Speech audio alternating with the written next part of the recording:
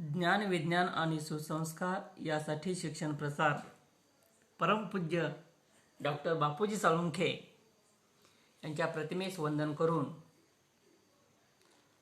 आज आपण विद्यार्थी मित्रांनो standard 6th subject English unit number 1 4th lesson 1.4 there is given a letter from Hingoli. Students, now open your English textbook and see on page number 10. Today we are going to learn a letter from Hingoli. Okay students, see on page number 10 there are given several pictures. Look at the pictures carefully and tell me what do you see in this picture. See students, there is a buffalo, one small child, he is sitting on buffalo. Another picture is there. There are two boys. They are playing something near the water. See another picture. There are given a dish, then mangoes, several books are there also, then bhajis also in the plate.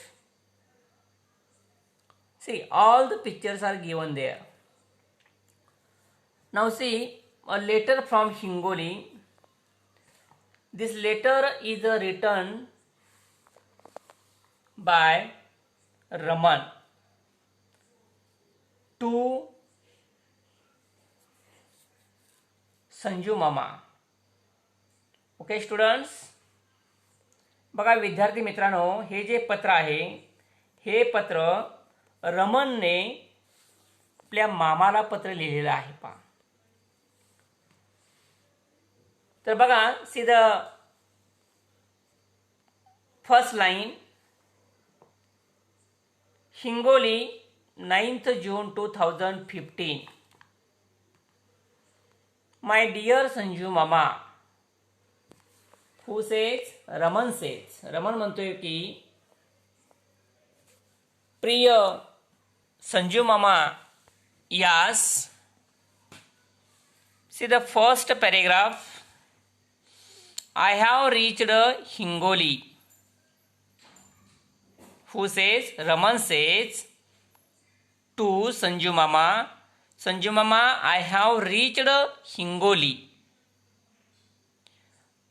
Raman म्हणतोय आपल्या संजू मामा म्हणतोय की संजू मामा, मी हिंगोलीला मी पोहोचलो आहे. I have reached Hingoli. How wonderful were the days we spent at Sagroli. बघा, how wonderful were the days म्हणजे किती छान अशा प्रकारचे दिवस ते होते. How wonderful were the days we spent at Sagroli म्हणजे आम्ही सागरोलीमध्ये घालवलेले जे दिवस होते ते दिवस किती छान दिवस होते. विद्यार्थी मित्रांनो, या ठिकाणी SPEND स्पेंडचा पास्ट टेन्स फॉर्म आलेला आहे. SPENT स्पेंट, लक्षात घ्या. How wonderful were the days we spent at Sagroli. Who says? Raman says. Raman म्हणतोय आपल्या मामास, संजू मामास म्हणतोय की मामा, आम्ही सागरोलीमध्ये घालवलेले दिवस हे किती छान दिवस होते. See the next line, unforgettable moments. Students, write down, there is a new word, unforgettable. UNFORGETABLE. Unforgettable means अविस्मरणीय, म्हणजे कधीही विसरू शकत नाहीत असे, म्हणजे अविस्मरणीय. मुमेंट्स म्हणजे काय? क्षण. MOMENTS. मुमेंट्स म्हणजे क्षण.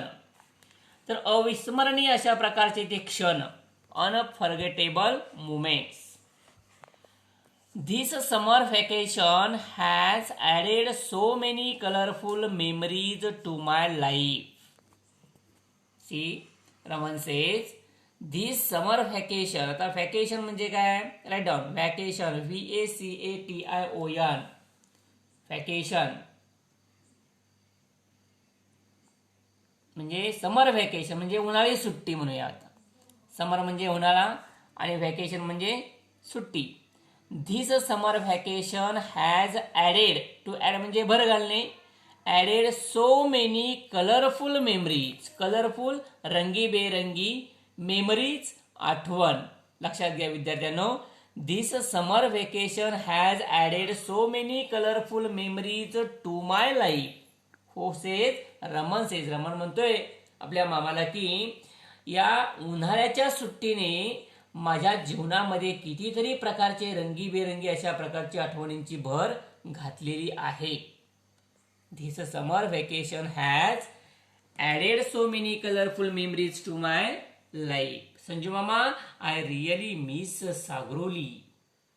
रमन म्हणतोय की संजू मामा, खरंच मला सागरोलीची आठवण येते. Really miss Sagroli. संजू मामा, आय रिअली मिस सागरोली.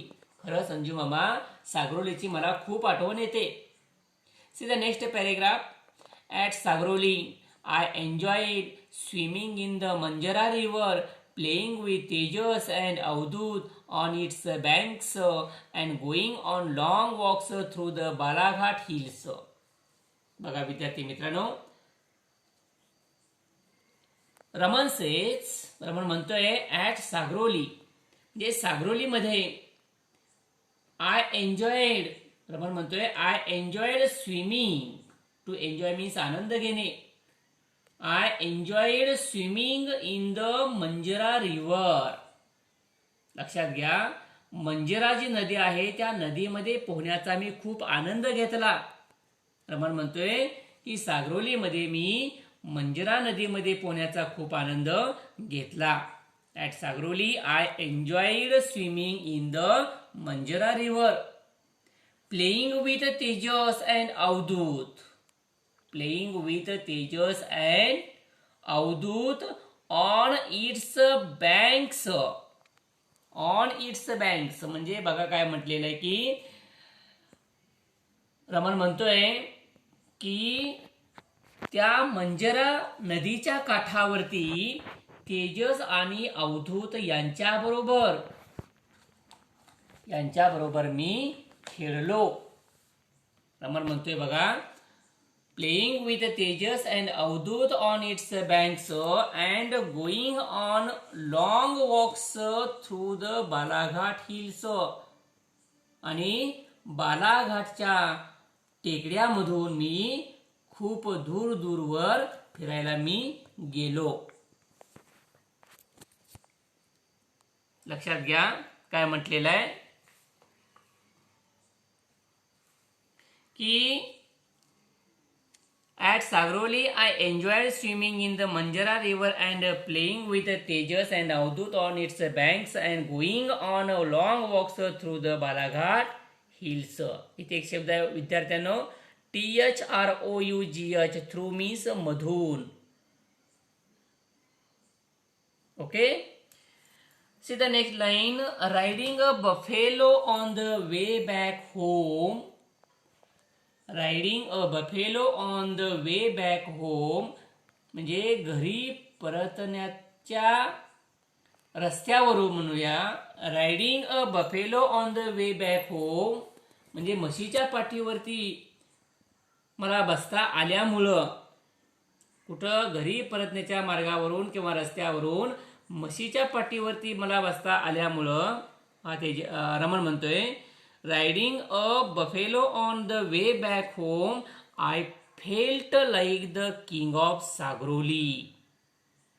बघा म्हणजे घरी येत असताना मला म्हशीच्या पाठीवरती मला बसता आल्यामुळं एक प्रकारे मला सागरोलीचा किंग असल्यासारखं वाटलं, म्हणजे राजा सागरोलीचा मला असल्यासारखं वाटलं. C the next line, that lunch, आणि ते जेवण, वाऊ काय ते दुपारचे जेवण, वा, आमरस विथ कुरडई, पापड्या अँड कांदा भजी. बघा काय म्हणतोय रमण, म्हणतोय की ते काय ते दुपारचे जेवण, वा काय कुरड्या पापड्या आणि कांदा भज्या बरोबरचा तो आमरस. आमरस विथ कुरडई, पापड्या अँड कांदा भजी. Meera mami is a great cook. Meera मामी, खरोखरच मीरा मामी या फार निष्णात अशा, कुशल अशा काय आहेत, सुगरण आहेत. Mira mami is a great cook. A master chief, a master chief म्हटलेलं आहे पहा. अगदी कुशल अशा प्रकारच्या मीरा मामी या काय आहेत, आचार्य आहेत. आजीज श्रीखंड वडी is incomparable. Write down the next new word, incomparable. INCOMPARABLE. Incomparable.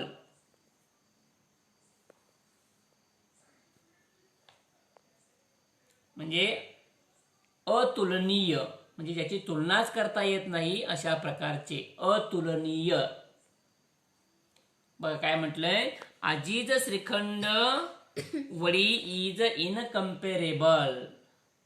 Raman म्हणतोय की आजीची श्रीखंड वडी तर काय अतुलनीयच आहे. How I enjoyed reading the bound of volumes of Kishor, Champak and Kumar in kaka ajoba's library. आणि काका आजोबांच्या ग्रंथालयामधील किशोर, चंपक आणि कुमारच्या बांधणीच्या खंडांचे वाचन करण्यामध्ये मला किती आनंद मला मिळाला, असा रमण म्हणतोय. लक्षात घ्या, हाऊ आय एन्जॉईड म्हणजे मला किती आनंद मिळाला. हाऊ आय एन्जॉईड रीडिंग वाचण्याचा, लक्षात घ्या, how I enjoyed reading the bound volumes of Kishor, Champak and Kumar in kaka ajoba's library. म्हणजे काका आजोबांच्या लायब्ररीमधील, ग्रंथालयामधील किशोर, चंपक आणि कुमार यांच्या खंडांचे वाचन करण्यामध्ये किती मला आनंद मिळाला. I am looking forward to my visit to Sagroli next year. Raman म्हणतोय की पुढच्या वर्षी होणाऱ्या माझ्या सागरोली या गावाच्या भेटीची मी अतिशय आतुरतेने मी काय करत आहे, वाट पाहत आहे. लक्षात घ्या, I am looking forward to my visit to Sagroli next year. And see the next line, give my regards to आजी, आजोबा, राजू मामा, शैला मामी, मीरा मामी and love and best wishes to Tejas and Avadhoot. शेवटच्या ओळीमध्ये रमण म्हणतोय की आजी, आजोबा, राजू मामा, शैला मामी, मीरा मामी या सगळ्यांना माझा आदरयुक्त अशा प्रकारचा माझा नमस्कार आणि तेजस आणि अवधूत यांना माझे प्रेम आणि माझ्या शुभेच्छा असा म्हणतोय. Yours lovingly Raman. तर प्रेमपूर्वक तुमचा कोण, रमण. लक्षात घ्या. पुढे म्हणलेलं आहे PS. बघा, I am sending two postal stamps for Tejas and a matchbox cover for Avadhut for their collections. मी शेवटी रमण म्हणतोय की तेजससाठी 2 मी पोस्टाची पाकिटे आणि अवधूतसाठी आपली काळे पेटीवरील वेस्टर्न आवरण या त्यांच्या संग्रहाकरिता मी काय करत आहे, त्यांना पाठवित आहे असं म्हटलेलं आहे. पहा, see on page number 11.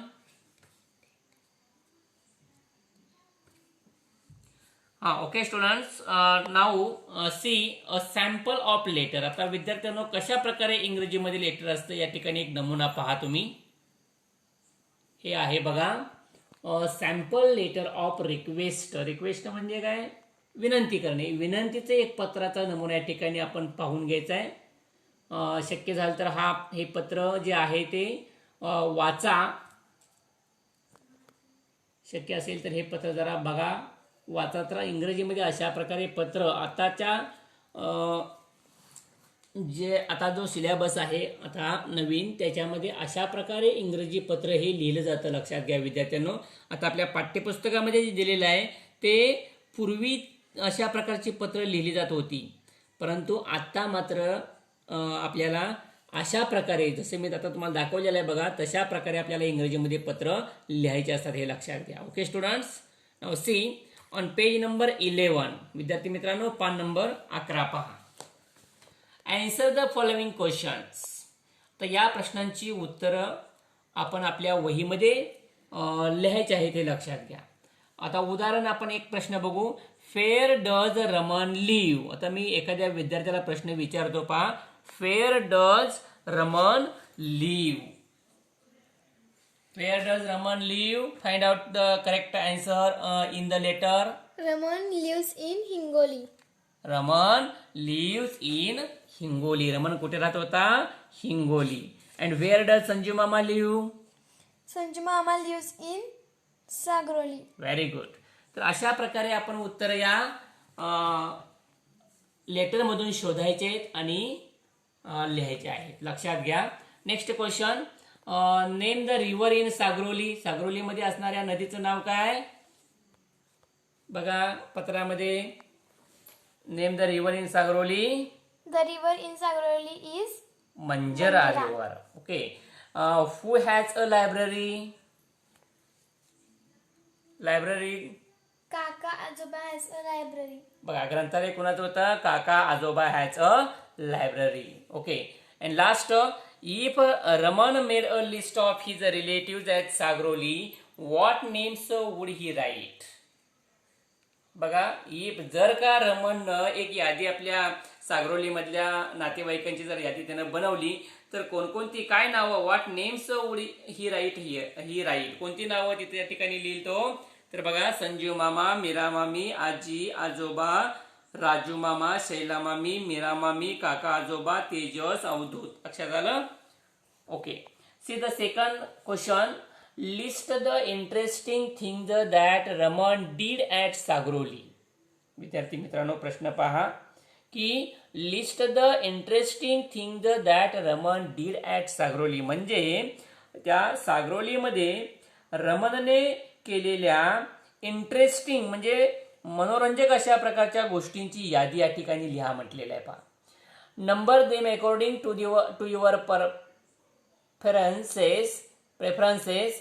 Compare your preferences with those of your friends. तर यादी या ठिकाणी आपण लिहायचे. पहा, इथं बरंचसं आपल्याला लिहिता येईल की enjoy swimming in the river. कोणती रिव्हर? मंजरा रिव्हर मग म्हटलेलं आहे. त्यानंतर playing with Tejas and Avadhoot on the banks of the river Manjara. हे जे आहेत हे मजेशीर अशा प्रकारच्या गोष्टी आहेत, हे लक्षात घ्या. सागरोलीमध्ये केलेल्या कोणी? रमनने. तर अशा गोष्टींची यादी आपल्याला या ठिकाणी करायची आहे, लिहायचं आहे. See third question. Spot the exclamations in the letter and copy the sentences. विद्यार्थी मित्रांनो, या ठिकाणी काय करायचं आहे बघा की उद्गारवाचक चिन्ह असलेली जी वाक्य आहेत या पत्रामधली, ती वाक्य आपण त्या ठिकाणी काय करायचे? लिहायचे आहेत. लक्षात घ्या. तिसरा प्रश्न समजला असेल. Spot the exclamations in the letter and copy the sentence. आता उदाहरण बघा, पहिलंच वाक्य आहे बघा. तिथं कोणतं पहिलं वाक्य आहे बघा. पत्र वाचता वाचता आपल्याला कळेल. एक्सक्लेमेटरी मार्क असलेलं पहिलं वाक्य त्या ठिकाणी आपल्याला लिहावं लागेल. How wonderful were the days we spent at Sagroli. Exclamatory mark आहे बघा तिथं. Okay students. पुढचं त्याच्या पुढचं आहे बघा, unforgettable moments exclamatory mark. Unforgettable moments exclamatory mark. तर अशी That lunch! Exclamatory mark. अशी वाक्य आपल्याला काय करायचे आहे तिथं तिसऱ्या प्रश्नामध्ये लिहायचे आहेत. फोर्थ क्वेश्चन बघा, चौथा प्रश्न काय आहे, find and copy the non English words in the letter.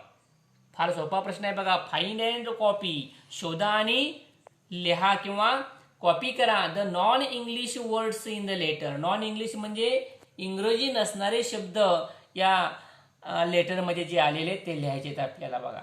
असे बरेचसे शब्द आहेत. फॉर एक्झाम्पल कोणकोणते शब्द आहेत बघा, आमरस, कुरडई, कांदा भजी, कांदा भजी, पापड्या, श्रीखंड वडी, आजी म्हणतो आपण, आजोबा म्हणतो. हे जे शब्द आहेत हे शब्द सगळे शब्द कसे आहेत, नॉन इंग्लिश वर्ड्स आहेत, ते आपण तिथं लिहायचे आहेत. यादी करायचे आपल्याला तिथं. बी आकडा काय बघा, make a list of your favourite foods oblique dishes. आता तुमचे आवडते जे खाद्य डिश आहेत अशा फूड्स किंवा डिशची आपण यादी तयार करायची. And how many of the words are English, आणि त्याच्यामधले इंग्रजी कोणते आहेत, किती आहेत, ते आपण कोणते आहेत, किती आहेत ते लिहायचं आहे, लक्षात घ्या. आता उदाहरणार्थ बघा, या ठिकाणी एक तुम्हाला थोडी उदाहरण देतो मी की पुरणपोळी म्हणतो आपण बघा, पुरणपोळी, पिझ्झा किंवा श्रीखंडपुरी किंवा मोदक असे जे शब्द आहेत ते शब्द आपल्याला फूड्स जे आहेत, डिशेस जे आहेत ते आपल्याला या ठिकाणी आवडते लिहायचे आहेत. आणि त्याच्यामधले किती इंग्रजी आहेत ते आपल्याला लिहायचे, लक्षात घ्या. सी आकडा बघा, list 5 of your favourite books or stories. तुमच्या आवडते कोणतीही तुमच्या आवडती 5 पुस्तकं किंवा गोष्टी त्याची यादी तयार करायची आहे. पहा, list 5 of your favourite books or stories. गोष्टी कोणती तुमच्या आवडत्या असतील, पुस्तक कोणती तुमच्या आवडती असतील, अशा 5 तुमच्या आवडती पुस्तकं किंवा गोष्टी त्यांची यादी तयार करायची आहे. पहा, लक्षात घ्या. आता आपल्याला आपण ऐकलं असेल बघा, श्यामची आई हे पुस्तक अतिशय प्रसिद्ध होतं बघा. तेही आपण या ठिकाणी लिहू शकतो. किंवा सिंदबाद द सेलर ही गोष्ट आपण ऐकली असेल बघा.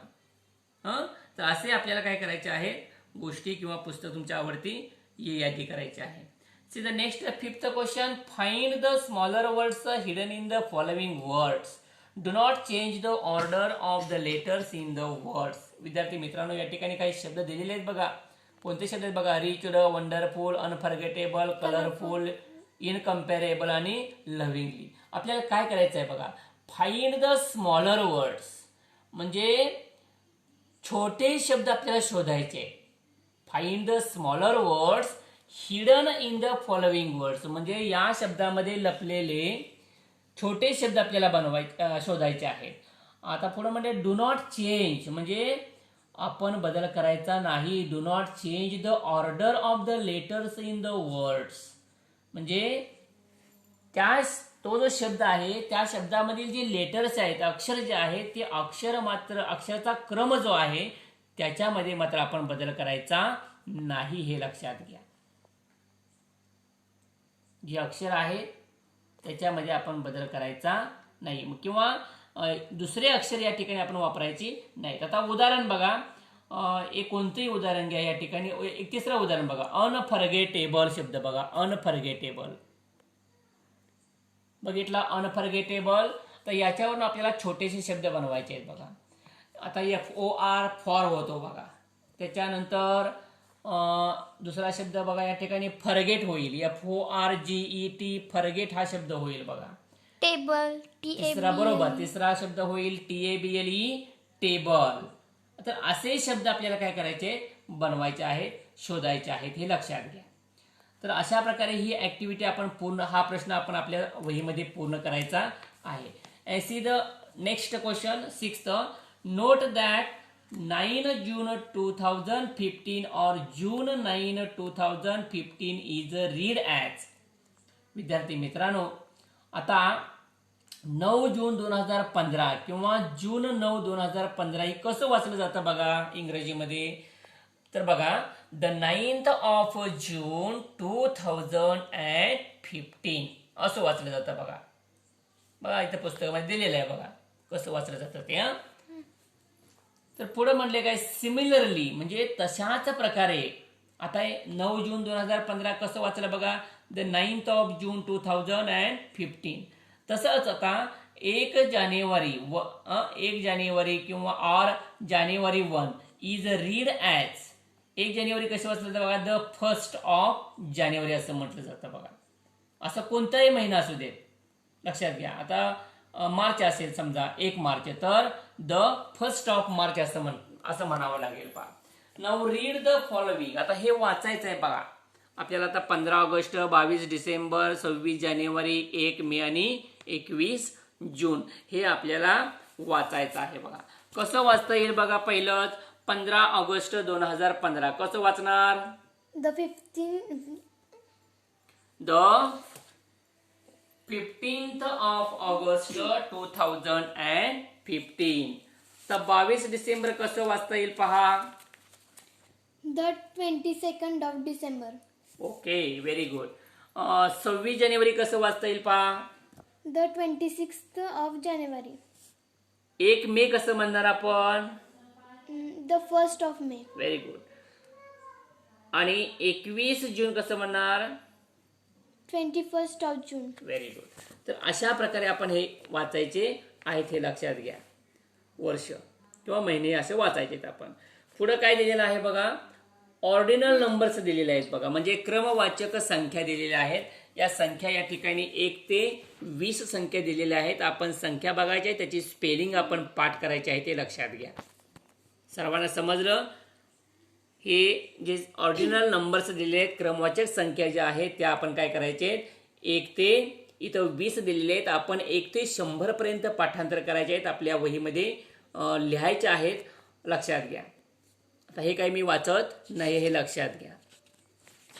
सी ऑन पेज नंबर 12 थोडंसं राहिले आपण हा धडा म्हणजे हे जे लेटर आहे ते आपण पूर्ण करणार आहे लक्षात घ्या. थोडेसे ॲक्टिव्हिटी राहिलेले आहेत. 7th क्वेश्चन बघा. Kimaya is writing letters to different people. विद्यार्थी मित्रांनो या ठिकाणी किमिया काय करत आहे की वेगवेगळ्या लोकांना ही किमिया काय करत आहे पत्र लिहित आहे. Kimaya is writing letters to different people. आता डिफरंट म्हणजे काय वेगवेगळे असं लक्षात घ्या. हेल्प हर तिला मदत करा. Help her to choose. आता टू चूज म्हणजे निवडणे शब्द बघा. To choose CHOOSE to choose म्हणजे निवडणे. लिहून घ्या शब्द आपल्या वहीमध्ये. हेल्प हर टू चूज म्हणजे तिला आपण मदत करायचे.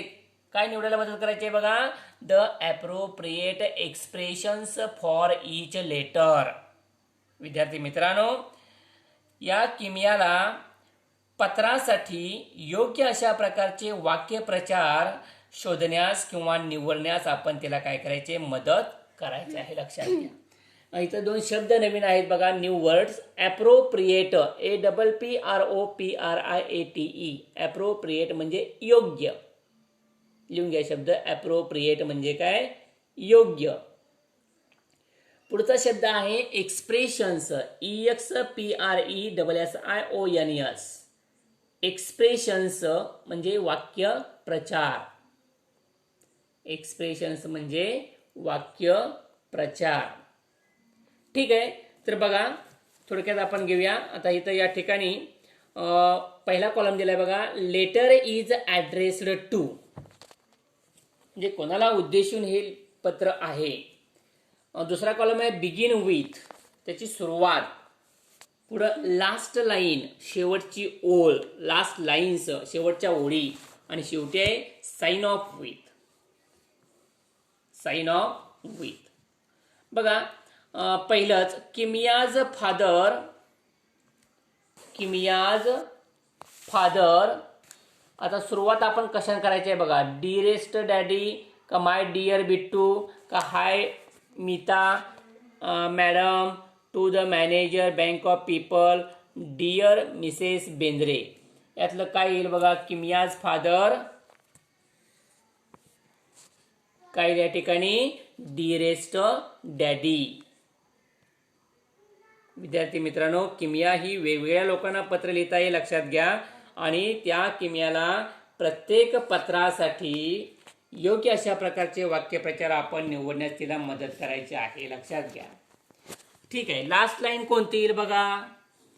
जी पिंक ह्याच्यामध्ये दिलेली आहे बघा, त्यातली कोणती येईल बघा? Love and warm regards, take care, see you soon, thank you, regards, lots of love. यातलं काय येईल पहा?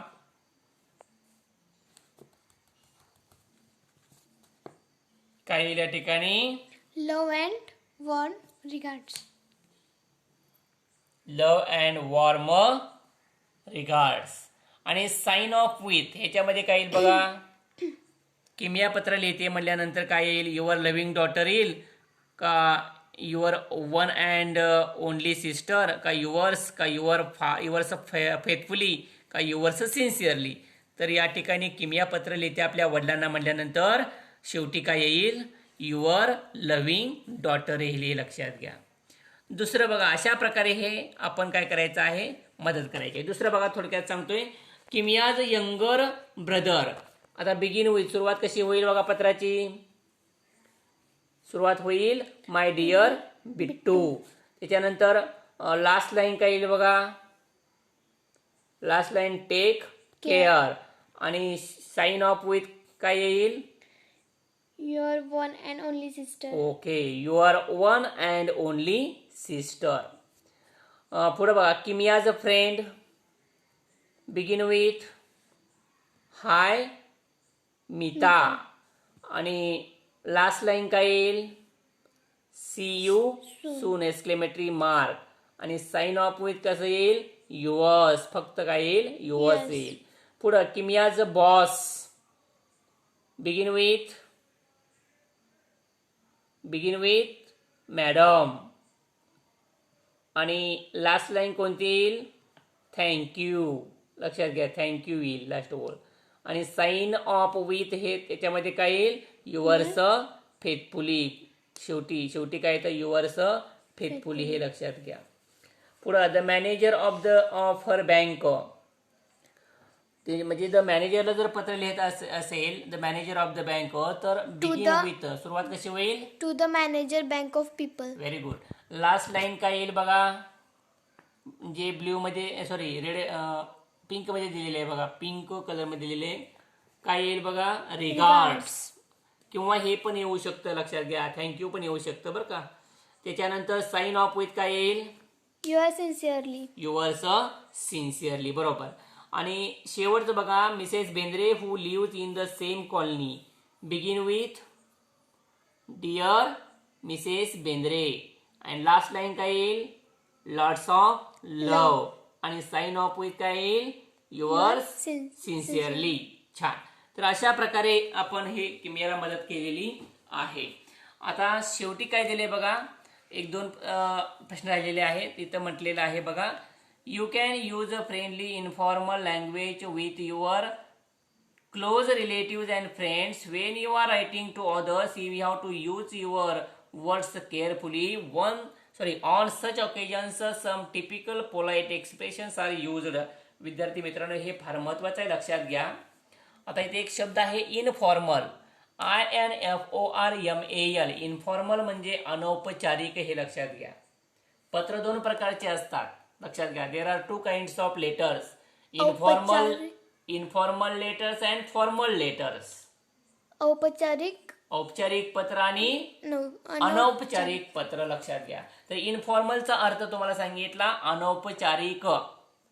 आणि फॉर्मल, FORMAL, फॉर्मल म्हणजे औपचारिक, लक्षात घ्या. तर काय म्हणलं? You can use a friendly informal language with your close relatives and friends. म्हणजे तुमचे जे जवळचे नातेवाईक आहेत आणि तुमच्या जवळचे मित्र मैत्रीण असतील, त्यांना जर आपण पत्र लिहित असतो, तर अशा वेळेला पत्र आपण लिहित असताना मैत्रीपूर्ण किंवा अनौपचारिक अशा भाषेमध्ये आपण पत्र लिहा.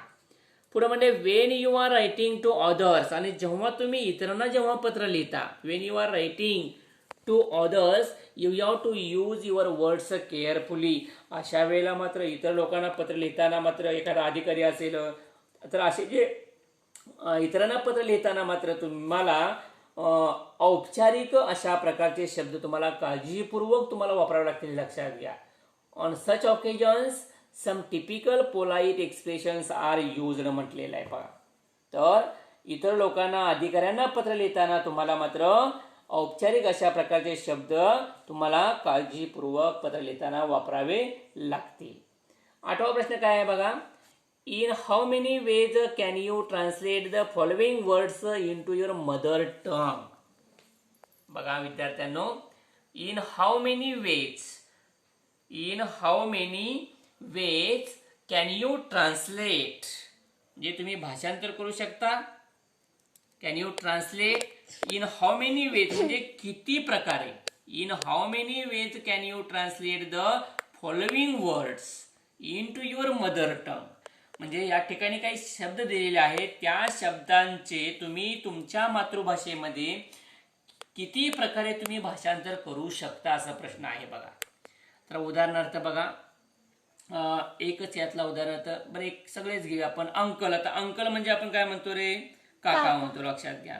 किंवा अंकल आपण मामाना सुद्धा काय म्हणू शकतो, अंकलच म्हणतो, लक्षात घ्या. पुढं आंटी असेल तर काकी म्हणतो, किंवा आपली चुलती असते ना त्यांना सुद्धा आपण काकी म्हणतो, आंटी म्हणतो, लक्षात घ्या. आंटी, मावशीला पण आपण आंटी म्हणतो, आत्याला सुद्धा आंटी म्हणतो, लक्षात घ्या. मामीला सुद्धा आपण काय म्हणतो, मामी म्हणतो, आंटी म्हणू शकतो बघा, लक्षात घ्या. तर असे भाषांतर आपल्याला वेगवेगळ्या प्रकारे, वेगवेगळ्या अनेक प्रकारे आपण भाषांतर आपण या शब्दांचे करू शकतो. तसं राहिलेल्या शब्दांचे आपण भाषांतर करायचं आहे. आणि last question, write the terms of address you use for your relatives or family friends. विद्यार्थी मित्रांनो, शेवटचा प्रश्न आहे 9वा. Write the terms of address you use for your relatives or family friends. तुमचे जे नातेवाईक आहेत त्या नातेवाईकांना, किंवा तुमचं जे कुटुंब आहे त्या कुटुंबामधील मित्रांना हाक मारण्यासाठी कोणत्या नावाने तुम्ही बोलवता त्यांना, लक्षात घ्या.